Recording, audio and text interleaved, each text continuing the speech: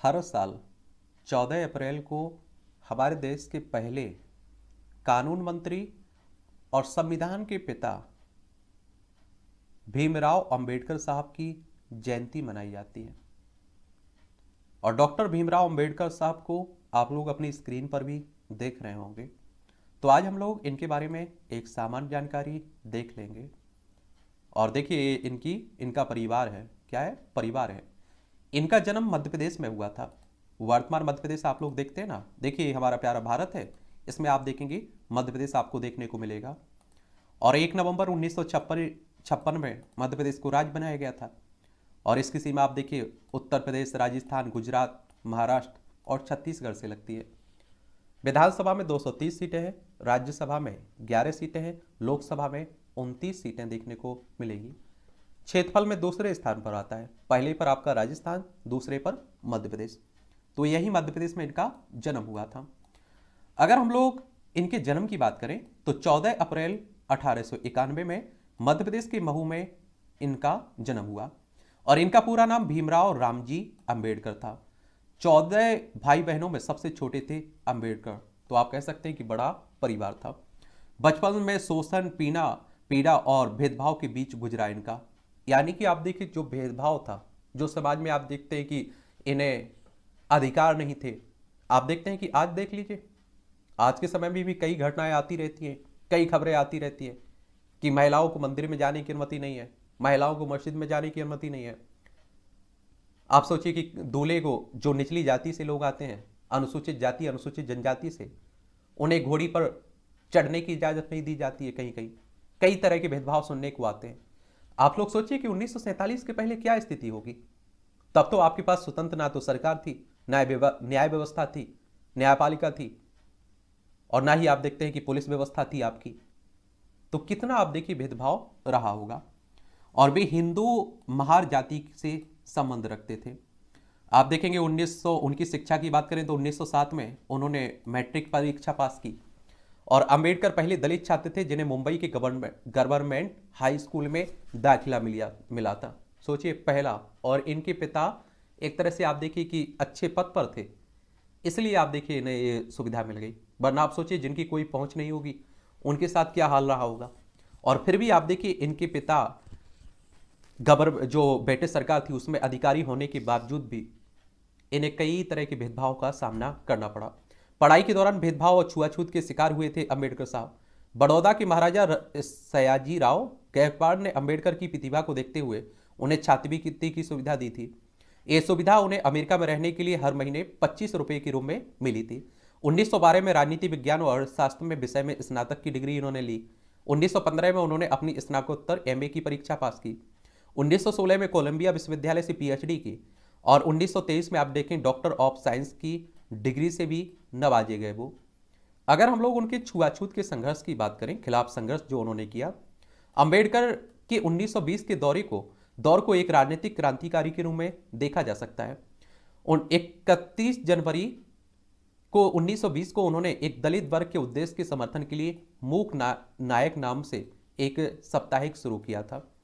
अप्रैल 1923 को भारत के राज्य सचिव S मोन्टग और विट्ठल भाई पटेल से मुलाकात कर भारत में अछूतों की समस्या पर विचार विमर्श किया। 1926 में अंबेडकर को बंबई विधान परिषद के लिए मनोनीत किया गया। 3 अप्रैल 1927 को बहिष्कृत भारत नाम की एक अखबार भी इन्होंने शुरू किया था। 1927 में महासत्याग्रह भी किया था अंबेडकर साहब ने। परंपरा जाति व्यवस्था का भी विरोध किया और मनुस्मृति का भी बहिष्कार किया था इन्होंने। इस दौरान मुख्य धारा के बड़े नेताओं के बीच जाकर जाति व्यवस्था के प्रति लोगों की उदासीनता की कड़ी आलोचना भी की इन्होंने। फिर आप देखते हैं कि एक पूना पैक्ट हुआ था, पूना समझौता। कहा जाता है कि 1930 के दशक में अंबेडकर का स्वभाव विद्रोही था और 24 सितंबर 1932 को गांधी जी के साथ पूना समझौता करते हैं। और इसके तहत विधानमंडलों में दलितों के लिए सुरक्षित स्थान बढ़ा दिए गए थे। और इस समझौते में अंबेडकर ने दलितों को कम्युनल अवार्ड में मिले अलग निर्वाचन के अधिकार को छोड़ने की घोषणा भी की थी।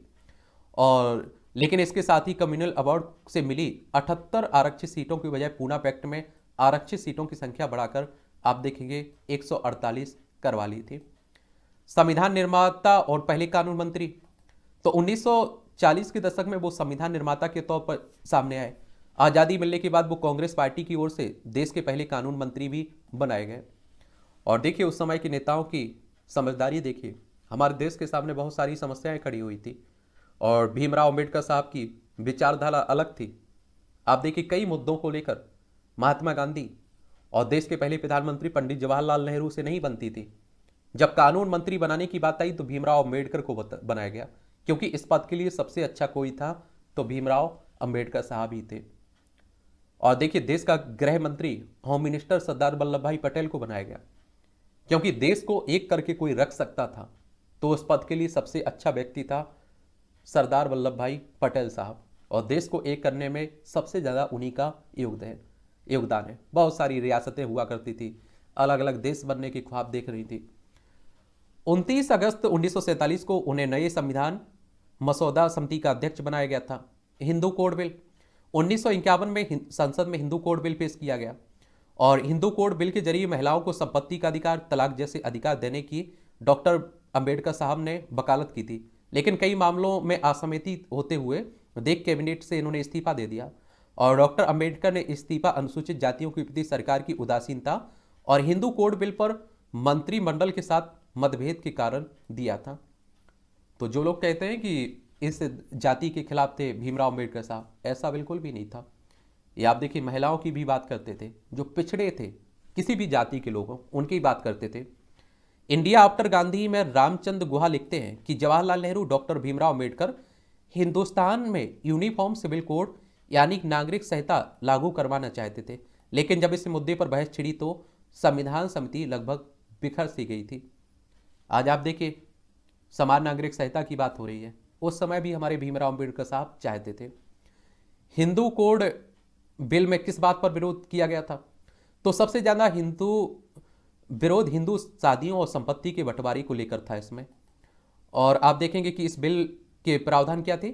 हिंदू विधवाओं और लड़कियों को पिता की संपत्ति में पुत्र के बराबर की हिस्सेदारी की बात हुई थी।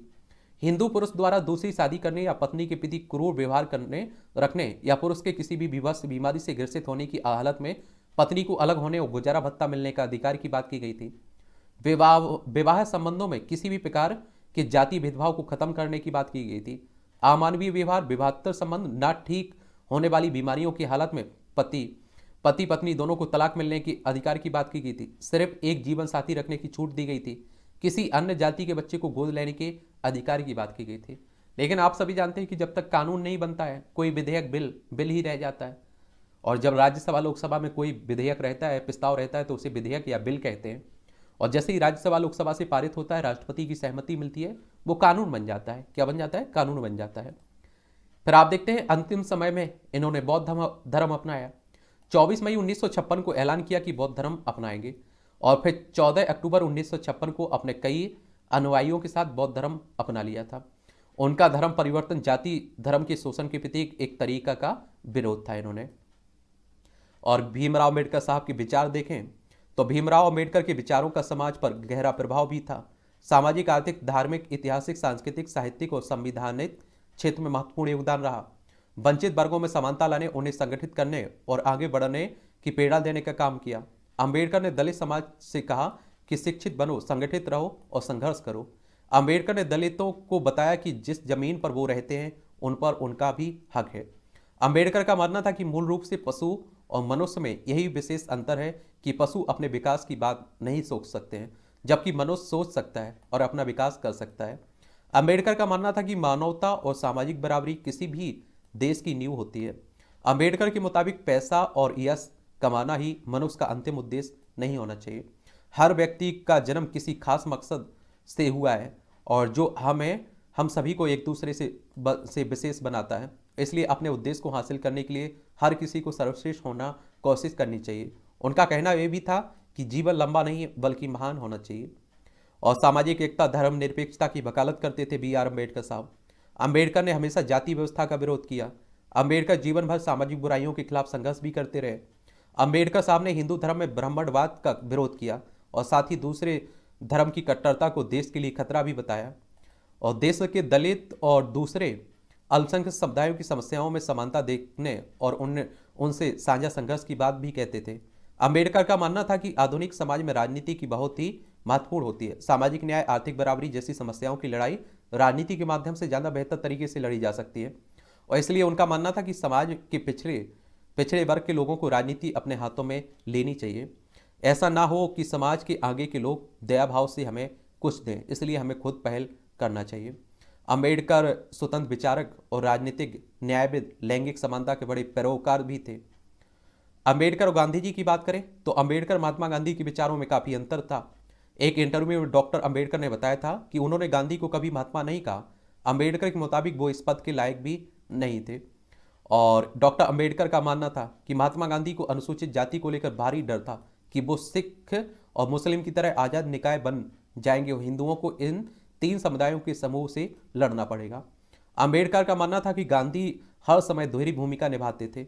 अंबेडकर का मानना था कि अंग्रेजी समाचार पत्र में उन्होंने खुद को जाति व्यवस्था और अस्पृश्यता का विरोधी, खुद को लोकतांत्रिक बताया। लेकिन अगर आप गुजराती पत्रिका दीनबंधु को पढ़ते हैं तो आप उन्हें अधिक रूढ़िवादी व्यक्ति के रूप में देखेंगे।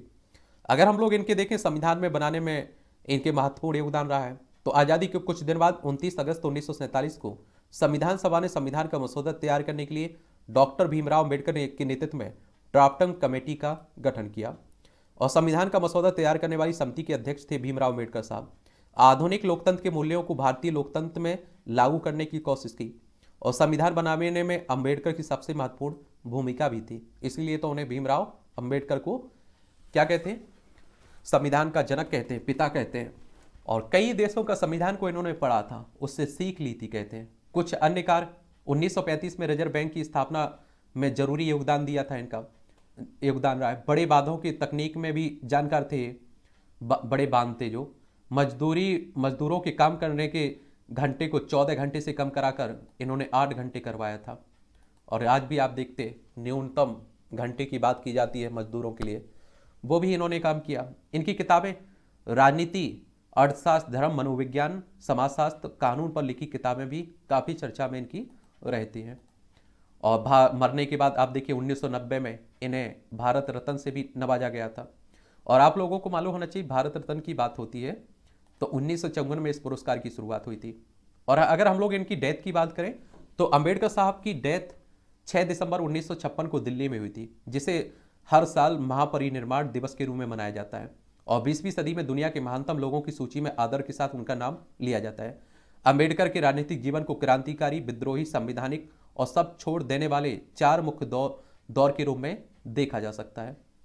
तो ये कहानी है, एक शॉर्ट कहानी कह लीजिए डॉक्टर अंबेडकर साहब की। आपका कोई सवाल हो मेरे लिए, सुझाव हो तो आप लोग नीचे बता सकते हैं। किसी और के बारे में बात करनी हो तो उसका नाम भी आप लोग नीचे सुझा सकते हैं।